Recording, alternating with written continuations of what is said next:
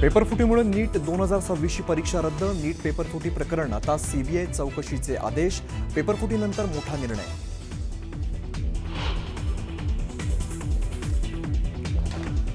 नीट पेपरफुटीचं Nashik connection समोर. शुमन खैरनार अहिल्यानगरच्या आरोपीकडून 10 लाखांना प्रश्नपत्रिका विकत घेऊन हरियाणातील आरोपीला 15 लाखांना विकली.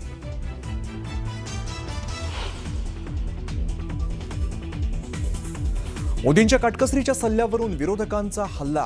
अर्थतज्ञांची मन की बात ऐका, राज ठाकरेंचा टोला. तर सर्वपक्षीय बैठक बोलवण्याची शरद पवारांची मागणी.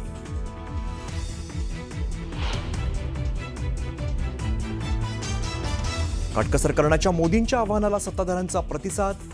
आमदारांचा जपान दौरा रद्द, तर नितेश राणे घेणार विभागाच्या ऑनलाईन बैठका. तर रामदास आठवलेंनी केला मेट्रोतून प्रवास.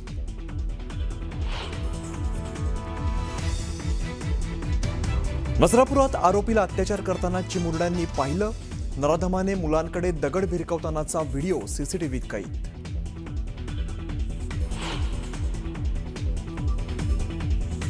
निदा खानला आश्रय देणाऱ्या मतीन पटेलला कोर्टाकडून दिलासा नाही. अनधिकृत बांधकामांवरती पालिका उद्या चालवणार बुलडोझर. कच्च्या तेलाच्या वाढत्या किमती आणि रुपयाच्या विक्रमी घसरणीमुळे सेन्सेक्स 1456 अंकांनी कोसळला. निफ्टी 23,400च्या खाली. गुंतवणूकदारांचे 10 लाख कोटी रुपये बुडाले.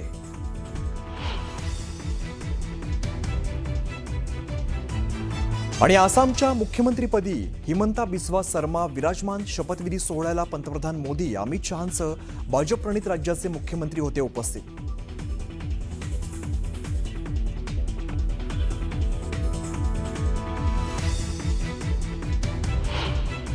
उपमुख्यमंत्री आणि राष्ट्रवादी काँग्रेसच्या राष्ट्रीय अध्यक्ष सुनेत्रा पवार यांनी 29 एप्रिल रोजी केंद्रीय निवडणूक आयोगाला एक पत्र लिहिलं आणि त्या पत्राची राजकीय वर्तुळात चर्चा सुरू झाली आहे. या पत्रामध्ये राष्ट्रीय राजकार्यकारिणीमध्ये पदाधिकारी आणि त्यांच्यावरची जबाबदारी नमूद केली गेली. यात सुनेत्रा पवारांचा राष्ट्रीय अध्यक्ष, पार्थ पवारांचा महासचिव आणि जय पवारांचा राष्ट्रीय सचिव असा उल्लेख आहे. मात्र या पत्रात कार्यकारी अध्यक्ष प्रफुल्ल पटेल, प्रदेशाध्यक्ष सुनील तटकरे, छगन भुजबळ, दिलीप वळसे पाटील, हसन मुश्रीफ या नेत्यांची नावच नाहीत. त्यामुळे सगळ्यांच्या भुवया उंचावल्या. राष्ट्रवादी काँग्रेसमध्ये नेमकं चाललंय तरी काय असा प्रश्न सर्वसामान्यांना पडला.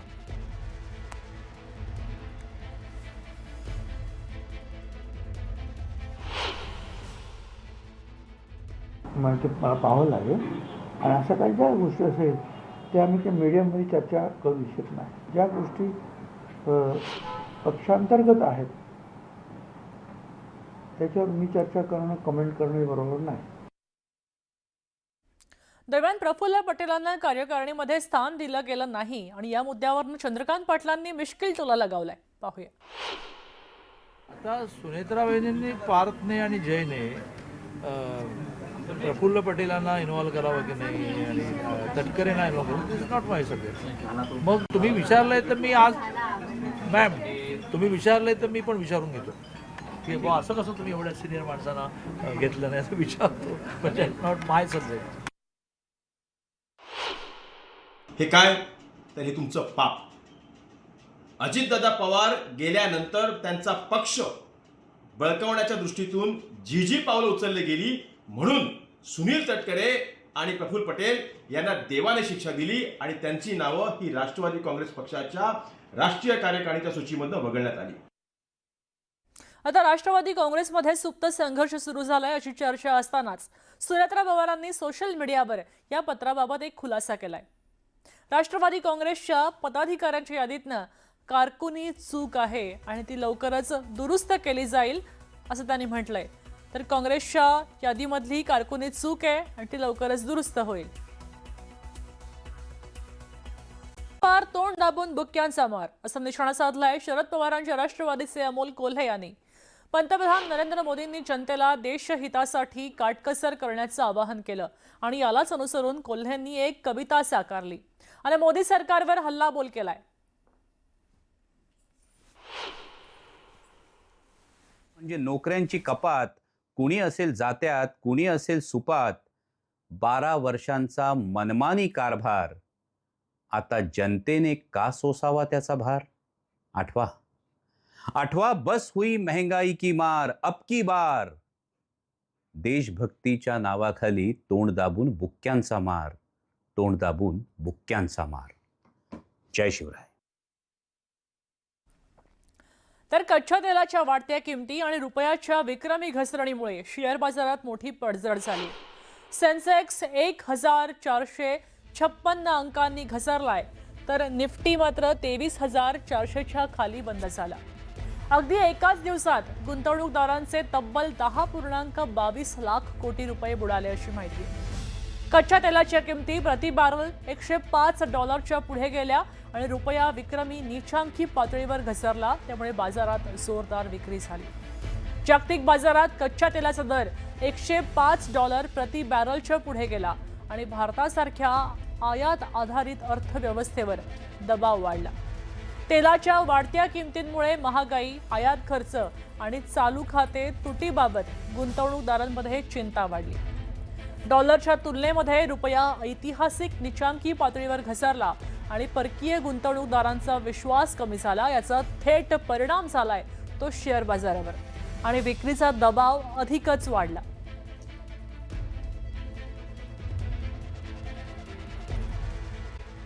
निदा खानला तर राहण्यासाठी आश्रय देणाऱ्या या MIMचा नगरसेवक मतीन पटेल याला औरंगाबाद खंडपीठानं कोणताच दिलासा दिलेला नाही. मतीन पटेल यांचं घर, ऑफिस आणि निदा खानला आश्रय देण्यात आलेलं हे जे घर होतं ते अनधिकृत होतं असं म्हणत महापालिकेनं आता कारवाईबाबत नोटीस बजावली आणि याविरोधात मतीन पटेलनं औरंगाबाद खंडपीठात याचिकाही दाखल केली होती. यावर आज सुनावणी झाली, मात्र खंडपीठानं मतीन पटेलला कोणताही दिलासा दिलेला नाहीये.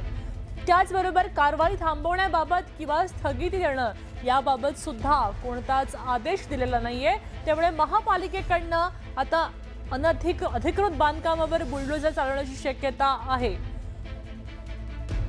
आपल्यासोबत अविनाश कात्रजी जोडले गेलेत. अविनाश, आपण पाहतोय की 3 दिवसांचा अल्टिमेटम दिला होता, मात्र कागदपत्र सादर न केल्यामुळे आता कारवाईचे आदेश जारी ठेवलेले आहेत. तेव्हा ही कारवाई नेमकी केव्हा होऊ शकते, काय माहिती मिळतेय? नक्कीच आपण जर बघितलं तर मतीन पटेल याच्या घर आणि कार्यालयावर ज्यावेळेस महानगरपालिकेकडून नोटीस लावण्यात आली होती त्यावेळी मतीन पटेल यांनी न्यायालयात धाव घेतली. काल हा अर्ज दाखल करण्यात आला होता, तर त्यावर आज सुनावणी घेण्यात आली. दोन्ही पक्षांच्या बाजू न्यायालयाने ऐकून घेतल्या, मात्र कुठल्याही प्रकारची स्थगिती या कारवाईला दिलेली नाही किंवा मतीन पटेल याला दिलासा मिळालेला नाही असंच आपल्याला या क्षणाला म्हणता येईल. कारण न्यायालयाने जरी लिखित आदेश जारी केले नसले तरी न्यायालयाने असं सांगितलंय की महानगरपालिकेची कारवाई थांबू शकत नाही. त्यामुळं नक्की त्या अर्जावर जी सुनावणी झाली त्यावर कुठल्याही प्रकारचा स्टे किंवा दिलासा मिळालेला नाही. त्यामुळे या कारवाईला स्थगिती देखील मिळाली नाही आणि पाडू नका असंही न्यायालयाने सांगितलेलं नाही.